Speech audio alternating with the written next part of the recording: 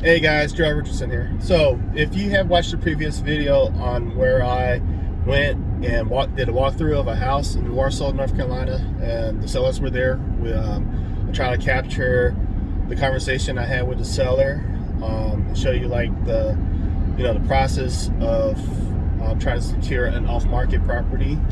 I don't know if you caught some of the conversation in that last video, so pretty much what I try to do after the walkthrough with my partner contractor, he was there to meet us, was that I try to quickly establish rapport, try to get them to talk about the property, try to identify any pain points they may have, and when I say pain points, the reason why they want to sell, in that regards.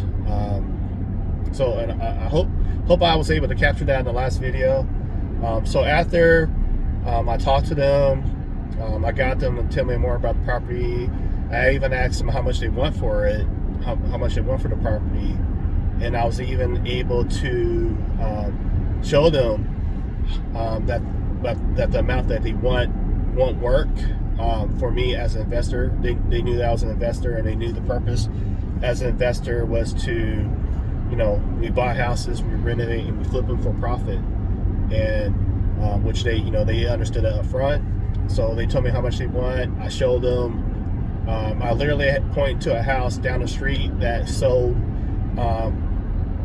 within this past year, that was already moving ready, and they saw how much that sold for, and the fact that I had my contractor there who pretty much went over the numbers, and they pretty much agree that the house needed a lot of work, and they kind of agree with the estimated repair costs. So using that information, when I spoke with them at the property, I told them, hey, this is what the numbers are starting to look like. What you're asking for is probably too much. That may not work for me, but let me talk with my contractor some more. We'll do another little walkthrough, and I'll give you a call that night, and I'll give you my number. And if that number doesn't work, no hard feelings, and we'll just go from there. So that was last night. I gave them a call, and I gave them an offer, and which they accept under one condition, and that one condition was pretty simple. It was just that I will pay for their closing costs, and that's typically what a lot of investors do anyway. They pay for the seller's closing costs, with the exception of taxes, especially if they owe taxes on the property, and if it's not already have been agreed upon, usually the sellers are responsible for their own taxes. But as far as closing costs, when it comes to the lender fees and such, I typically cover that. Most investors do. So that was the one exception. So they agreed to my offer. I sent them the contract via DocuSign. Spoke with them a couple more times last night, even today. They were having some difficulties accessing the contract via DocuSign. So what I'm doing right now, I'm actually driving over to their house. I printed out 2 hard copies of the contract, and I'm going to meet them at their house so they can sign it and go ahead and lock up the deal. So that's where I'm at right now. On my way over there. So that, I guess this is part 2 of that video of me doing like a walkthrough of meeting sellers and securing a property as part of an off-market deal. So like with this deal, like I said, I was able to get them to agree and understand me as an investor. I buy houses and flip for a profit. They also agreed to and they knew that the house needed a lot of work, so they kind of agreed to the repair estimate. And they kind of see what a house that's already moving ready, how much I would be able to sell that for, based by the fact that I was able to point to a house down the street. But even if I wasn't able to point out a comp right away, and even if I'm not able to give them like a repair estimate, typically I would try to go through like a different line of questions. One question would be like, so you're in this area, tell me how much you think this house was worth if I do fix it up, or no, tell me how much you think this house is worth once we're able to fix up and make it moving ready. And they tell me a number. Then I ask them, based on your experience, if you have done, especially if they've done some work to the property, so they got an idea of what things are costing in terms of renovations. I try to get an idea how much they think the house will need as far as repairs, and they give me that number, what they think. And if the numbers are pretty close to what I'm thinking, then I just continue with that line of thought in terms of where I'm at and what the offer will be. If those numbers are not in line with what I'm thinking, then I try to dig a little bit deeper into the reason why they think that. I may even have to point out, certain things of the house that need work. A roof. How much you think a roof is cost to repair? $5,000-$6,000 or $7,000. How much is a new water heater? How much is plumbing? I just do a breakdown like that, and I try to get them to at least come to a consensus of or like an estimate, and agree on an estimated repair cost, and I try to use that number, and I use the number of repairs, try to get them to see how much a house fixed up in the area would sell for, and from that I use that and try to provide them an offer that I think is fair for both of us, just using those numbers. So pretty much that's what I like to do normally when I speak with these sellers, especially an off-market deal. Again, first thing I try to do is try to establish some rapport, let them know who I am. I might have to give them some of my background, where I grew up from, the backstory, and I try to get that same story from them. And if we have anything in common, I try to jump on that too, as far as what we have in common, and if we share the same interests, or or I try to dive into what they're interested in and what they do for fun, or what's their interest. And again, it all depends on the seller too. Some sellers are a little bit more straightforward, and they just are a little bit more, they try to take a business approach, which is understandable, especially if they've been contacted by a lot of investors. Other sellers are a little bit more like to talk a little bit more, like to chit chat. So it all depends on the seller and what information and what you need to say to them, and try to do like the feedback of what they're saying to you, and turn that back around, so you guys can come up to at least to a somewhat of an agreement prior to you providing them with an offer. So that's what I tried to show you guys yesterday, which yesterday's last video, which was yesterday, and hopefully you're able to see that. So with this part 2 video, I'm on the way to their house so they can sign a contract, so we can lock it up. So with this particular deal, there's a couple exit strategies I was thinking of doing.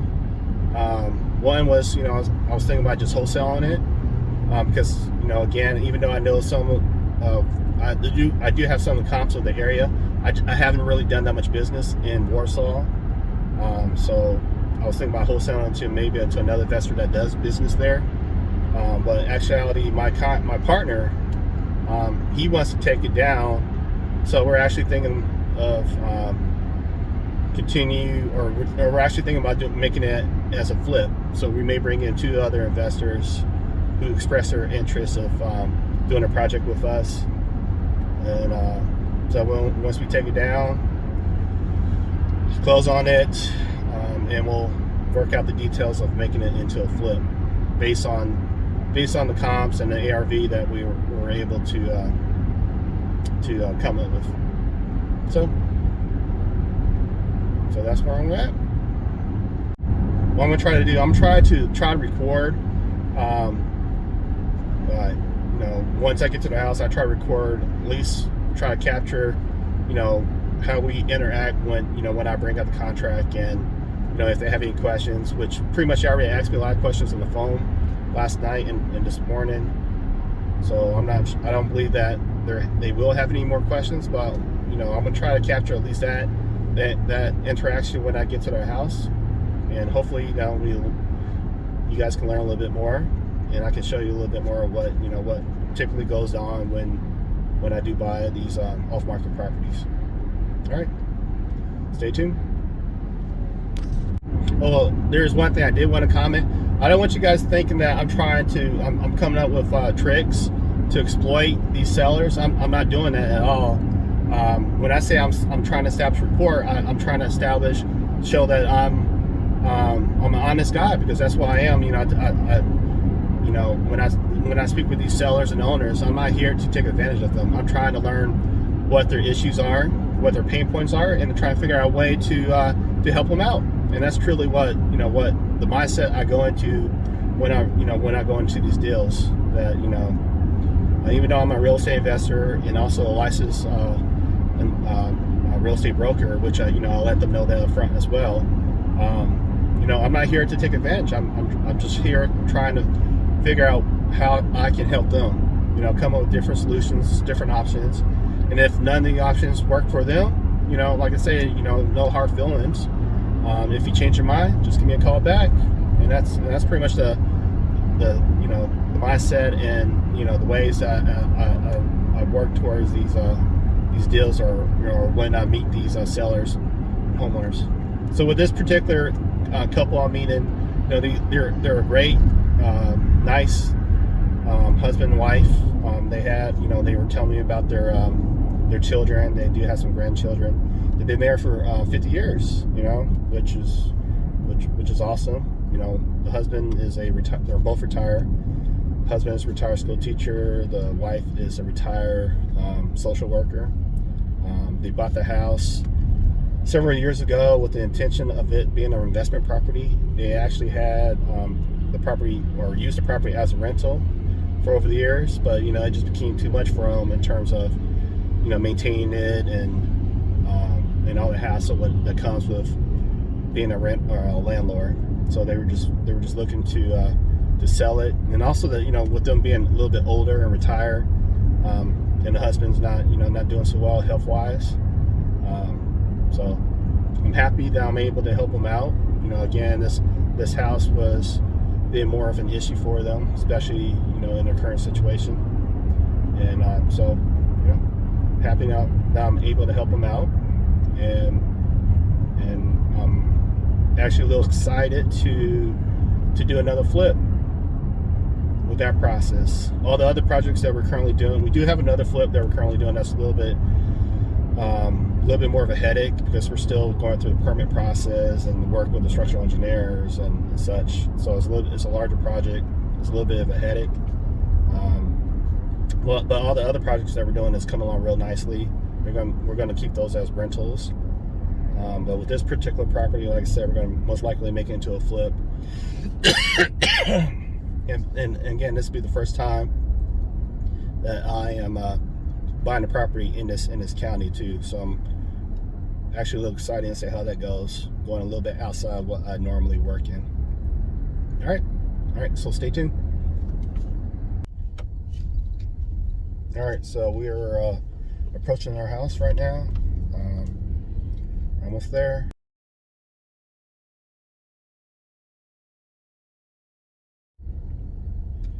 You are approaching your destination. Man, it's really dark out there. Shoot. You have reached your destination. All right, I think this is the house.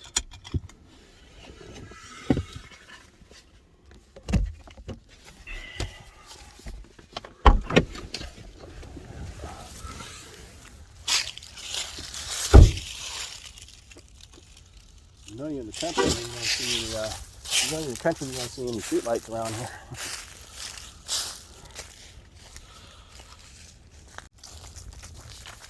Myself.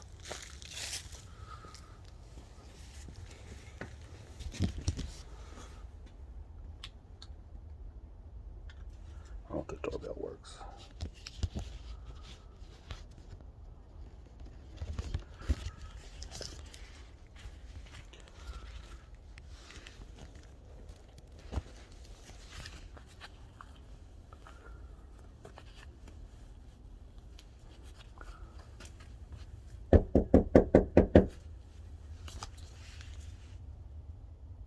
Come on in. Just sure if we got the right house. It's a little dark back here. Where you park on the street? Yeah. Oh, okay. Yeah. All right. How you doing? Doing okay. It's a nice house. Yeah, thank you. How long have you guys been here? About 20 years. Oh man. Hello. About 20 years.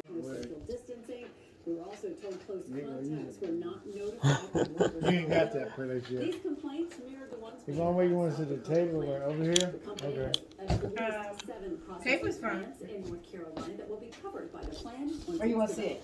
It's up to you. It's up to you. We can use the table. I printed out copies of it too, so. You did? Yeah. 2 copies of it, one for me, one for you. Okay.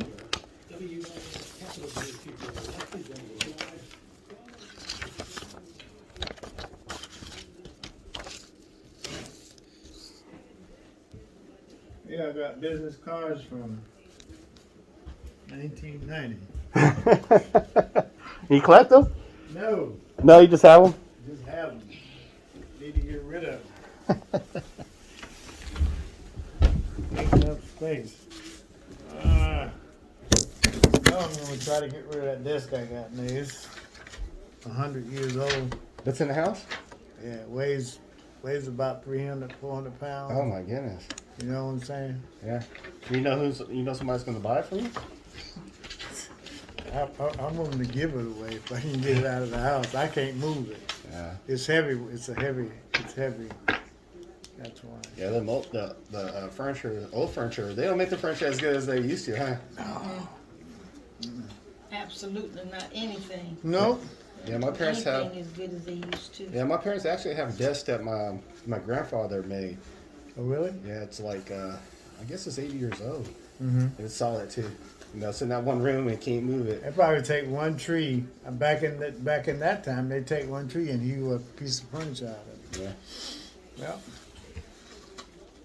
Well, sir. So, I was trying to understand what was being said here, and Okay. my wife says she understands it, but Okay. So pretty much it's a simple purchase agreement. I have the purchase price. I'll put earnest money deposits. So that's pretty much with each contract, a contract has to have some consideration in order to be effective. Be sent to the closing attorney to be held in escrow. I talked to them this morning. They say they do Dublin County. So I wasn't sure at first when I first got this. Deeply. I'm sorry. Deeply. So that's why I put buy select just in case they weren't able to do that. Pretty much the next paragraph. Oh, so the first one talks about the earnest money. It's going to be held with the closing attorney within 48 hours. Proration and pounds and security deposit. That's in case, like, if you had a renter and the renter is going to stay at the house. But that's pretty much saying you agree to transfer the security deposits over to me. But in this case, it doesn't apply. okay. You as a seller agreed to transfer a marketable title free and clear of any liens and issues with it. We also talked about the revenue stamps and taxes. You guys are still be responsible for the tax portion of the deal. Damages of property. That's pretty much saying that at this point you agreed to keep the property in its current condition. We know that I'm buying it sold as is. Okay. We don't plan on tearing it down before we close or anything. That was one of my points. As is, as opposed to. So pretty much it says you will maintain the property in its current condition. Current, right? Yeah. So Okay. And if you have insurance on it, keep the insurance on it until we do close. Okay. right, okay. For any reason that if I default or any defaults on this property, then you maintain the earnest money deposit. I plan on seeing this through. I don't see any issues. Okay. This talks about successors saying that this contract still is binding with your heirs or assignees or successors. I asked for access to the property during reasonable hours so I can bring my partners, my contractors, my inspectors to look at within the inspection period. And that's pretty much started, it. It's going to start whenever we date the contract. Oh, okay. So it'll be today. Okay. Then I also added the part that I crossed out here. I crossed out the part where it says you will maintain utilities at the property. I crossed that out knowing that there's no utilities, and I don't expect you guys to turn it off. Okay. Well, so I crossed that part out. Then I added right here: the buyer agrees to pay the seller's customary closing costs. And that's the that's the stipulation. You add it, where I Right, will pay for your legal right. fees and stuff for the closing. I guess the question I and perhaps I didn't understand it. So you have to do another inspection of the property. No. So Jeffrey and I, we did our walkthrough. Right. And we came up to pretty much a good understanding how much repair cost is. But we still need to bring the folks who work for us to have them walk through. Okay. We want at least a foundation guy to crawl through the crawl space Okay. and see if there's any issues. Okay. And that's pretty much it. Okay. Okay. Because I was thinking that your walking through yesterday was an inspection, but there has to be an official inspection. No, there's no Well, no no. official inspection. It's just having a Inspection. Somebody Much who's as- working for you do. just As walk much as he through it. wants to. Okay. Okay. All right. You know, however many times you want to go in there, it's fine with me. And if You're the buyer, so you Yeah. want to make sure. and would it be possible to get the key? I can put a lockbox at the property and keep the keys there if that's okay. Okay. Okay. Okay. So I have on the first page, I was just asking you guys to just initial by the numbers that we agreed to that. On the second page, initial by where I crossed off here, initial by what the stuff that I added onto here, and sign a date on the bottom as sellers. Okay. This pen I pilfered from someplace, and I just found it. I wanted to see if it was still right, but I guess it doesn't. That's what happens when you take stuff off long time. Yeah, sometimes ink dries up too. Yeah. Yeah, that Contra document. What do you The call it? DocuSign? DocuSign. That's Yeah. interesting, but electronic I signature. thought, Lord, I can't even read this small print. So I went up to Office Max and got it copied so that I could Uh-huh. read it, Yeah. make it readable. So yeah, when we talked this morning, I just thought, well, maybe she's having issues with it. Let me just call her back and, let me just print this off and just meet you guys. I was having I just issues, want but the to. guy at the office might help me understand it. I'm gonna. So you need a copy, and we need a copy, and or that's you her need copy. two? No, I just want one Oh, copy. you only want one. And that's your copy. And that's pretty much it. I'll send a copy to the closing attorney, and I also have the closing attorney give you guys a call or contact you to start the closing process. I'm ready. Okay. I'm ready. It's been a long haul. Like I said, had grandiose ideas Mm-hmm. About that house. You will find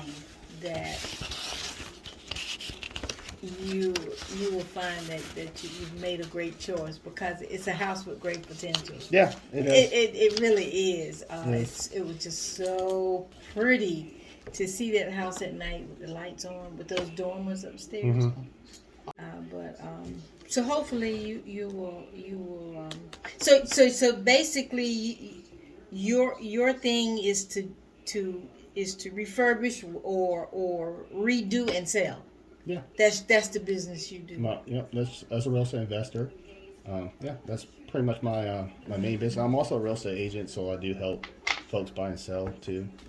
As a real estate agent, but most of my business is. Because I was thinking you might be interested in keeping it and using it as a business.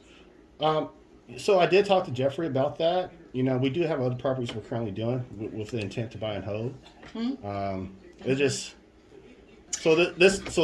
so truthfully, this would be my first time actually doing a property in that county.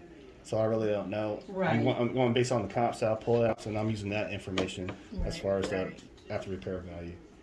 I don't know a whole lot about buy and sell, but I do know that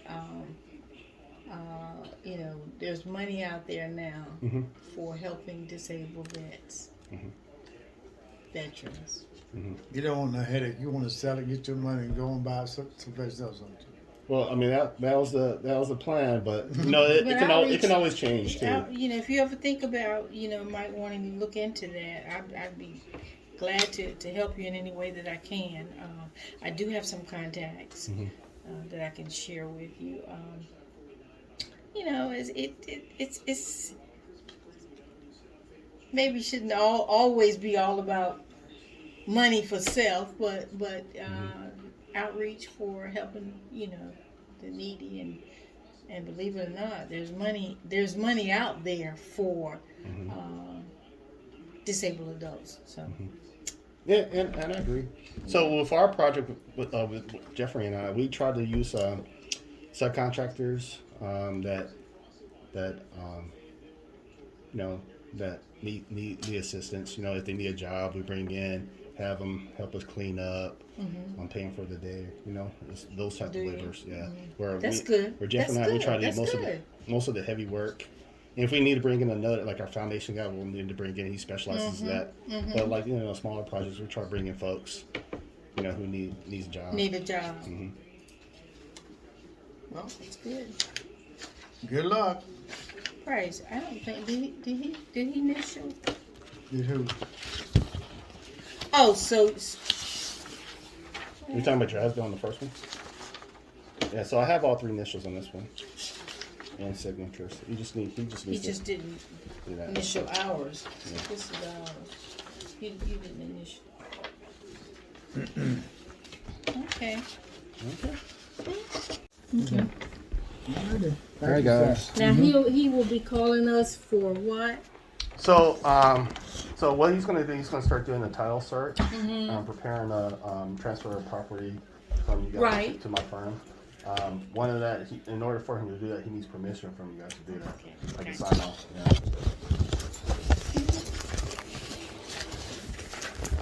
Thanks a bunch. Yes, ma'am. Yes, sir. Hey, take care. Good luck, man. Thank you. All right, You thank you. parked up on the. You didn't see the drive. No, I didn't. We need some lights I out know. here. I was like, man, it's Where'd dark you now. park? Like on the other side of the hill to the right. Bless you. I'm so sorry. Yeah, I pulled up. We need some lights. We need lights out I here. was like, yeah, I must be in the country. I can't see I'll anything. tell you what. And there are lots of houses out here where everybody's back up in the woods. Yeah. Yeah. Thanks a lot, All right. Gerald. Thank you. Have a good night. All right.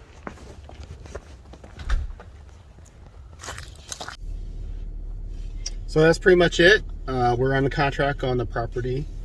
It was pretty much straightforward. Brought the contract to them to sign. Explained the contract to them while we're there. Answer any questions they may have, any concerns. Pretty much went over the process with them real quick. And that was it. Pretty straightforward. Locked up. So with this house, we look forward to closing in a couple weeks. And we'll go from there. Let me know if you guys have any questions. And I'll talk to you guys later. Bye.